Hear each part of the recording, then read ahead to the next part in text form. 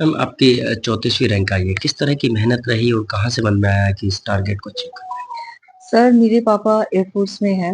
उनको स्टार्टिंग से ही बस ये था कि मेरे तीनों बच्चे पढ़ लिख जाएँ। तो बहुत मेहनत करी उन्होंने शुरू से पढ़ाई के ऊपर। आईआईटी क्लियर करी मैंने, डिस्ट्रिक्ट जी, टॉपर थी मैं 12th क्लास में। दिल्ली कॉलेज ऑफ इंजीनियरिंग से फिर इंजीनियरिंग करी और लास्ट 7 ईयर से मैं मिनिस्ट्री ऑफ डिफेंस में जॉब कर रही हूँ। उसके साथ में मैंने एचसीएस का मेंस दिया, उत्तराखंड कॉम्पिटिटिव दिया मैंने। काफ़ी एग्ज़ाम्स मैं दे रही थी और फिर ये वाला एग्ज़ाम आया, इसके लिए प्रिपेयर किया और सर ये क्लियर हो गया। कितने साल की ये पूरी मेहनत थी आपकी इस एग्ज़ाम को लेकर? सर सिर्फ इस एग्जाम को लेकर नहीं, पिछले 3-4 साल से रेगुलरली और भी एग्जाम्स मैं दे रही थी, तैयार कर रही थी। तो वही मेहनत काम आई, मैथ्स था इसमें। और सर जैसे मैंने पहले आईआईटी कर रखी है तो मैथ्स बहुत ईज़ी रहा मेरे लिए। इंग्लिश अच्छी थी मेरी और जो बाकी सिलेबस था अकाउंटेंसी एंड ऑल दैट वो मैंने पढ़ ली। तो 3-4 साल की मेहनत है सर, जो मिल के इस एग्जाम में निकली है। इस मेहनत का जो है क्रेडिट किसको और किस तरह से सहयोग सर रहा? सबसे पहला क्रेडिट मैं दूँगी मेरे मदर एंड मेरे फादर को, क्योंकि स्टार्टिंग से उन्होंने इस लाइन में डाला, पढ़ाई इतनी इम्पोर्टेंट बनाई। बट सर अब मैं इतने साल से मैरिड हूँ, तो अब मेन जो मैं दूँगी क्रेडिट वो मेरे हस्बैंड को दूँगी। मेरा 5 साल का बेटा है, उसके साथ तैयारी करना बहुत मुश्किल था, बट स्टिल इन्होंने मुझे हर स्टेप पे बहुत सपोर्ट किया। एंड थर्ड सर सचिव, जिसकी रैंक 1 है, इसने मुझे पढ़ाया, साथ में अपनी भी तैयारी कर रहा था और मुझे भी पढ़ा रहा था। इस लाइन में मुझे लेके आया, तो सर इन्हीं लोगों को मैं क्रेडिट दूँगी।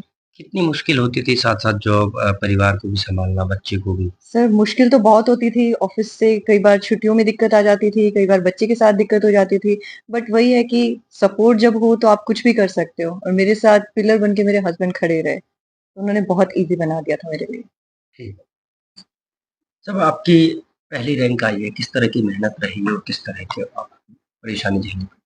सर ये एक एग्ज़ाम है जिसमें 2 स्टेजेज़ होती है। फर्स्ट एक प्रीलिम्स एग्ज़ाम है, उसके बाद इंटरव्यू होता है डायरेक्ट।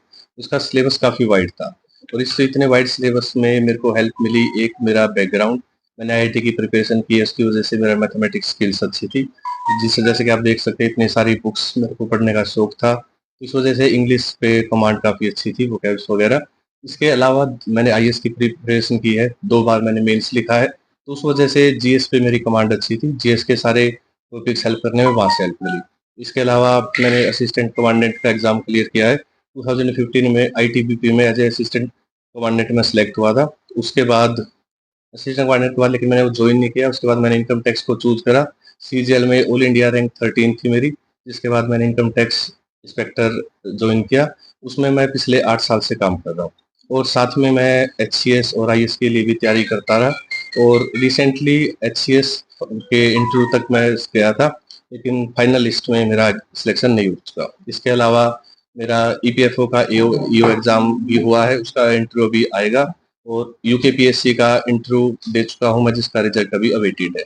तो सर जैसे कि आप देख सकते हैं इस जर्नी में बहुत से फेलियर्स भी आए, बहुत सी सक्सेस भी आई और लेकिन पिछले 10-15 सालों की जो भी मेहनत थी, जो भी एक हार्ड वर्क था, वो फाइनली पेड ऑफ और इसमें एक रैंक मिल के बहुत खुशी हो रही है। इस पूरी सफलता का क्रेडिट किसको और किस तरह से देना चाहोगे? सर किसी भी सक्सेस के पीछे आई थिंक 3 मेन सपोर्ट होते हैं। एक घरवाले, मेरी मदर, मेरी सिस्टर जिन्होंने ज़िम्मेदारियों से मेरे को मुक्त रखा और जितना उसके अपनी ज़िम्मेदारियों को खुद निभाया जिसकी वज़ह से मैं फ्री होके ये चीज़ें कर पाया। सेकंड एक अच्छा सर्कल फ्रेंड्स, मेरे फ्रेंड सुमित, पूनम, रणदीप जिन्होंने हमेशा मोटिवेट किया मेरे को कि I can do this, I can be the number 1 और मोटिवेट किया। थर्ड सर मेरा डिपार्टमेंट, इनकम टैक्स डिपार्टमेंट को मैं स्पेशली थैंक कहना चाहूँगा। मेरे सीनियर्स राजेश रावत सर, मेरे फ्रेंड जिन्होंने मेरे वर्कलोड को मैनेज रखा कि मैं इसको टाइम दे पाऊँ और जिस वज़ह से आज मैं सक्सेस हो पाया हूँ। दूसरा आपने इतने सारे एग्ज़ाम दिया, आगे टारगेट क्या है? कहाँ आप अपने आप को देखना सर चाहते ये मेरा आई थिंक फाइनल एग्ज़ाम रहेगा। इसके बाद मैं जॉइन करके अपना सोशल सिक्योरिटी की फील्ड में अपना योगदान देना चाहूँगा और एज़ ए एपीएफसी कंट्री को जितना उसके सपोर्ट करूँगा और उसकी प्रोग्रेस में हेल्प करूँगा। हैं? पढ़ाई की शुरुआत किस तरह से रही और कहाँ से मन में आया कि लगातार एक के बाद एक एग्ज़ाम देने हैं? ओके, सर बीटेक मैंने भिवानी टीआईटी कॉलेज से किया था। उसके बाद जॉब्स ढूँढते हुए फ़ील हुआ कि ये जॉब्स की गवर्नमेंट जॉब्स की तरफ मैं इंक्लाइन हुआ और उसमें मैं कहूँगा मेरे फ्रेंड्स सर्कल का बहुत योगदान था। मेरे फ्रेंड्स जो कि आईएएस के लिए प्रिपेयर कर रहे थे, उन्होंने मेरे को मोटिवेट किया कि you can also do it, you have the potential. तो मैं उन सारा क्रेडिट उनको देना चाहूँगा जिन्होंने मेरे को मोटिवेट किया और उसके बाद एक डायरेक्शन मिल गई, उसके बाद एक अच्छा सपोर्ट था, तो ये चीज़ें चलती गई और ये एफर्ट ये फाइनली रिजल्ट मिला। कौन-सा आपका गाँव है? कैसे वहाँ से निकले और दिल्ली तक का मैं सफ़र? नारनौंद हिसार से बिलॉन्ग करता हूँ। वहाँ पे 10वीं तक मैंने अपने हिंदी मीडियम में ही पढ़ाई की। उसके बाद मैं डीएवी पब्लिक स्कूल जींद से +1 एंड +2 किया है। इस दौरान बीटेक भी की। उसके बाद मैं जैसे पिछले कुछ 8 साल से इनकम टैक्स में गवर्नमेंट सर्विसेज में काम कर रहा हूँ।